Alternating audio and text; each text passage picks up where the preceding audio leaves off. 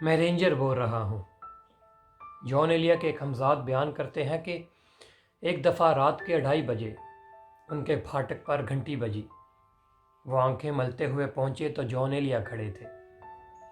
فرمایا، جانی میں اس وقت پیے ہوئے نہیں ہوں، میں اس وقت رینجر بن کر اپنے بھائی سید تقی صاحب کو فون کرنا چاہتا ہوں، جن سے ان کا جائیداد کا جھگڑا چل رہا تھا، کہ یا تو جائیداد کے تقاسمے میں جان کے ساتھ زیادتی بند کرو ورنہ وغیرہ وغیرہ۔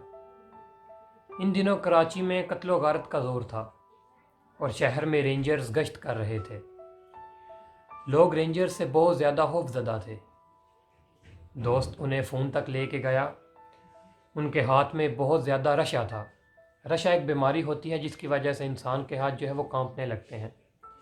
اس کے علاوہ انہوں نے ڈائل کے سوراخ یکے بعد دیگرے غلط گھمائے، انہیں نمبر بھی یاد نہیں تھا۔ جان ایلیا کہنے لگے، جانی تمہارے فون کے سوراخ غلط جگہ بنے ہوئے ہیں، ہم نے سب ٹرائی کر کے دیکھ لیے، ذرا تم فون ملا کے دو۔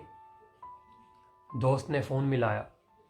جب بڑے بھائی صاحب جو روزنامہ جنگ کے ایڈیٹر تھے فون پر آ گئے تو جان نے کانپتے ہوئے ہاتھ سے ریسیور پکڑ کر مہکتے ہوئے ہونٹ اس پر رکھ کر کہا، بھیا میں رینجر بول رہا ہوں۔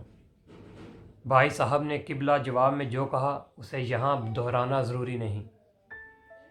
فون پھینک کر جان ایلیا دونوں ہاتھوں سے اپنا سر پیٹتے جاتے تھے اور کہتے جاتے تھے کہ صاحب اس تہذیب نے ہمیں تباہ کر دیا، اس تہذیب نے ہمیں کہیں کا نہیں رکھا۔ اما حفقی اور رسومت میں بھی تہذیب کا دامن ہاتھ سے نہیں چھوٹنا چاہیے۔ امروہے کی تہذیب نے مجھے تباہ کر دیا۔